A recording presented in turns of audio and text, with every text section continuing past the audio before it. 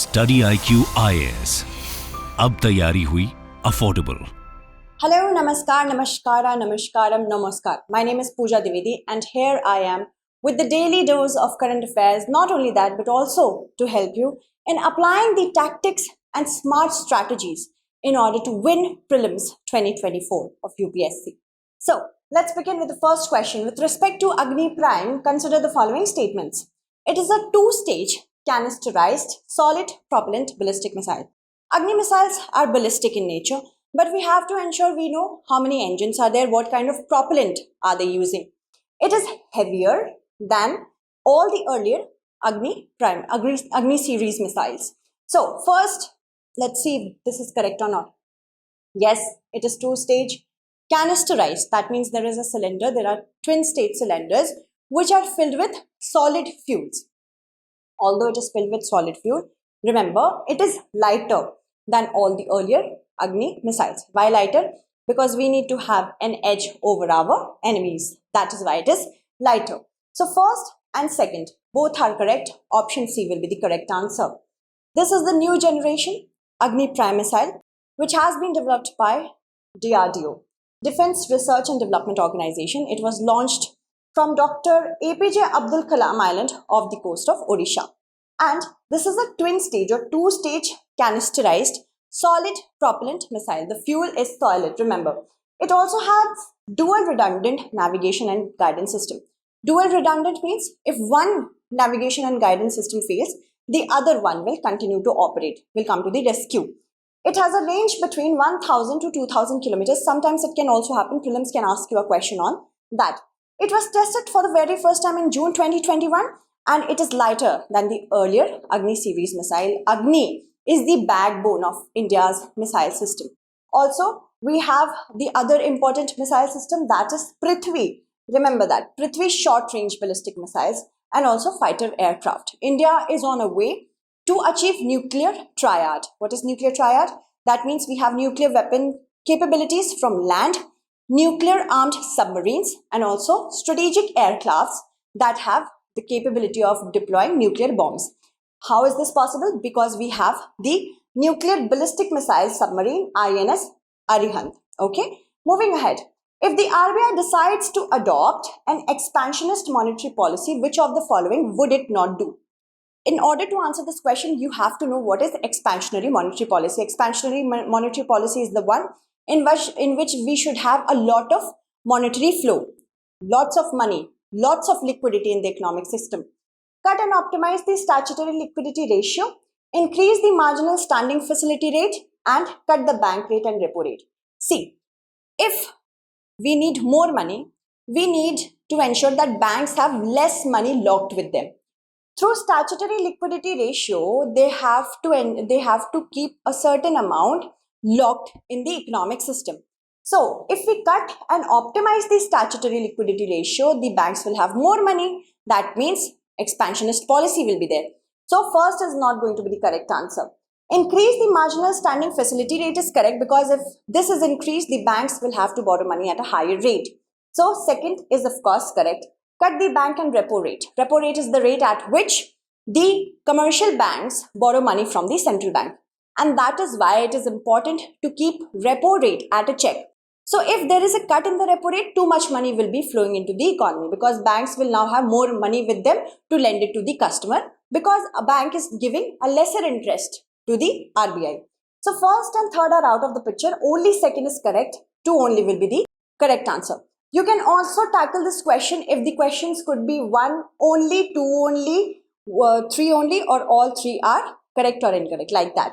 See, why have I asked you this question? Because recently at the meeting of the Monetary Policy Committee, this decision has been taken that lending and deposit rates are likely to remain unchanged. That means the EMI and other sorts of borrowing will not be hampered. Monetary Policy Committee was constituted for the first time in 2016 and this is under the RBI Act of 1934.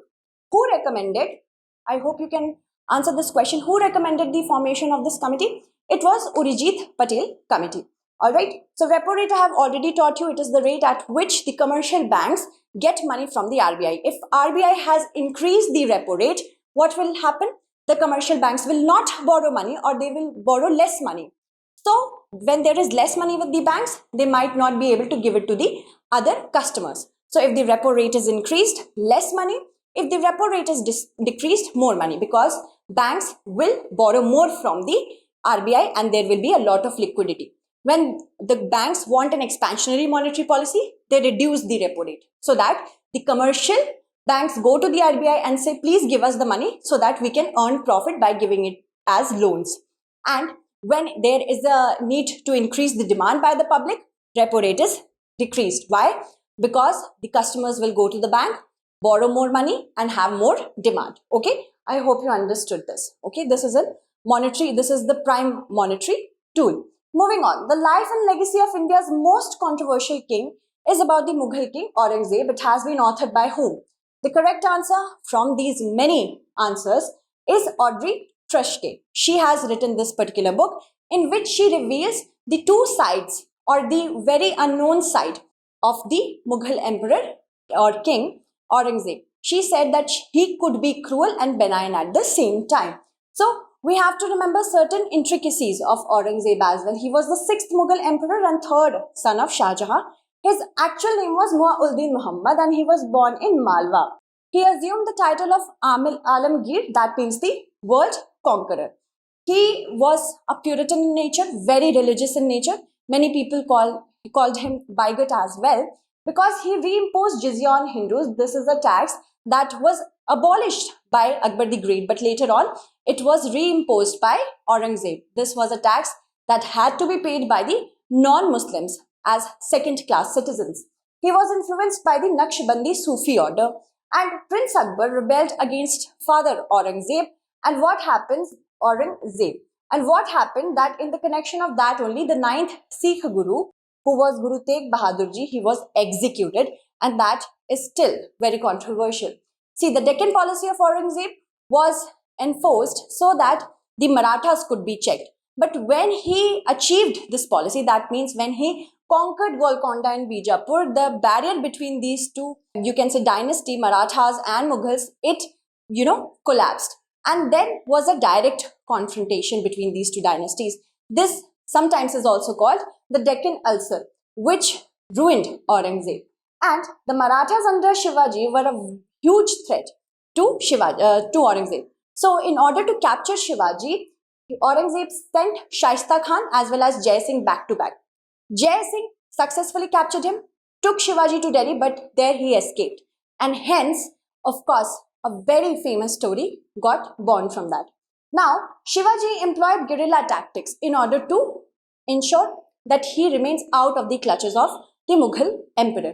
Now, we have to know that when the death of Aurangzeb occurred, after that the Mughal empire became virtually extinct. The White Nile and the Blue Nile meet at the capital of which of the following countries? Ethiopia, Sudan, Uganda, Egypt. So these two are the important tributaries. And I have asked you this question. Why? Because Sudan is very much in the news as the paramilitary force and the army. These two are struggling in order to do the power capture. The fighting is continuing in Sudan and many questions could be asked, even the bordering countries, also the important lakes and rivers, about the capital as well. That is why this question has been formulated. Blue Nile originates from Lake Tana in Ethiopia, moves northward, and then from Lake Victoria we have the White Nile. It originates from there, meets the Blue Nile at Khartoum, which is the capital of Sudan. So the correct answer to this question will be, of course, Sudan. That is option B. And when these two meet at Khartoum, they start feeding the Nile River. Nile River makes a delta in the country of Egypt, then drains into the Mediterranean Sea. What is the theme of the World Ocean Day 2023? I will ensure I will keep the important or significant days on a daily basis. The correct answer is the planet oceans changing tide. Why? Because of the increase in the global temperatures, the water is expanding, too much low pressure areas are getting evolved, and because of that cyclonic activities are taking place. So June 8th is World Ocean Day. We celebrate it annually. The theme is the planet oceans changing tides. In order to show that there is a lot of importance of the oceans, we have to reverse the worsening trends that have occurred. So that we can save lives and livelihood of so many people, we need to ensure that we dedicate our attention to the world's ocean. Also, oceans are responsible for at least 50% of Earth's oxygen production. There are over a billion people who are dependent on it for fisheries, especially if we talk about India, the coastal regions. So I hope you liked today's episode. I will try to bring more current affairs on a daily basis for you. If you want the PDF of this, please join the Telegram channel Pooja Dwivedi Study IQ. StudyIQ IAS. अब तैयारी हुई affordable.